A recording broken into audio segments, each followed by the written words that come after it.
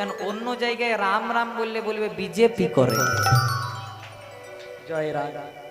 রাম না টিএমসির, রাম না কংগ্রেসের, রাম না সিপিএম এর, রাম না অন্য কোন দলের, রাম হলো রাম ভক্তদের। বাবা মা যখন মারা যায় কি বলে? রাম নাম, রাম নাম, রাম নাম। তার মানে কি তারা বিজেপি করে? এসব কথা একদম বলবেন না। পার্টি পলিটিক্স আলাদা জায়গায়, রাম আলাদা জায়গায়। আর যাই করো, রাম নিয়ে রাজনীতি বন্ধ করো।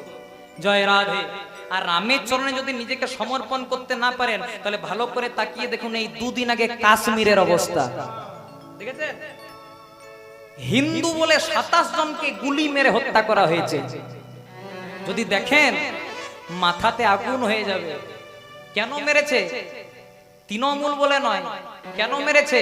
বিজেপি বলে নয়। কেন মেরেছে? সিপিএম বলে নয়। মেরেছে হিন্দু বলে।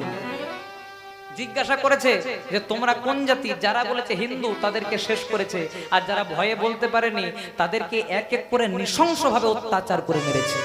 যেগুলো বলা যাবে না মায়েরা, হরিবাসরে সেগুলো বলার অধিকার পর্যন্ত আমাদের নেই। আমি তো খবর পেলাম, আমি তো নিউজ চ্যানেল আপনাদের সবার হাতে, দেখবেন ভালো করে। একটা ছেলে, দুটো ছেলে, তার বাবা মা গেছিল কাশ্মীর বেড়াতে। তো দুটো ছেলের মধ্যে যেটা ছোট ছেলে 2 থেকে 3 বছর বয়স, সেই ওই ছোট ছেলেটা 2 পায়ে 2টো গুলি মেরেছে। ছেলেটা যখন ওঠার চেষ্টা করছে তখন এই বন্দুকের নল দিয়ে বারবার করে মেরে মেরে ফেলে রেখেছে। এরকম অবস্থা। 7 দিনের বিবাহিত একজন, ভালো করে দেখবেন, সে নেভির অফিসার, তাকে পর্যন্ত নৃশংসভাবে হত্যা করেছে। আমাদের পুরুলিয়ার একটা ছেলে, আমি যখন আপনাদের এখানে কীর্তন করতে আসছিলাম তার সবটা আমার সামনে হয়ে পেরিয়ে গেল আজকে, তাকে পর্যন্ত মারা হলো। এখনো সময় আছে, নিজেকে রামের চরণে সমর্পণ করুন। যদি হিন্দুরা একজোট না হয়, যদি হিন্দুরা এখনো পর্যন্ত একত্রিত না হয়, তাহলে আরো অবস্থা খারাপ।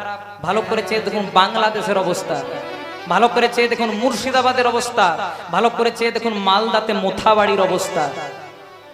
আপনারা তো বলতে পারেন, তাহলে এখন তো আমাদের মিডিয়া আছে, সরকার আছে, অনেক চ্যানেল আছে, সেটা বাংলাদেশেও ছিল। বাংলাদেশেও মিডিয়া ছিল, বাংলাদেশেও সরকার ছিল, বাংলাদেশেও পুলিশ ছিল, কিন্তু কিছু করেছে? কিচ্ছু হয়নি।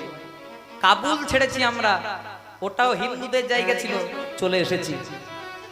যেটাকে গান্ধার, এখন যার নাম হয়েছে আফগানিস্তান, ওই গান্ধারে বাড়ি ছিল, গান্ধারীর মহাভারতের নাম পাওয়া যায়, সেটাও হিন্দুদের ছিল, সেটাকেও ছেড়ে এসেছি।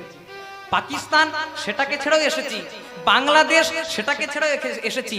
এখন যদি ভারত ছাড়া হয়ে যায়, তাহলে ভাবুন তো কোথায় যাবেন? কোথাও যেতে পারবেন? আবার এখন আমরা দেখছি তো আপনাদের বারাবণী ব্লকের একটা ঘটনা আমি দেখেছিলাম।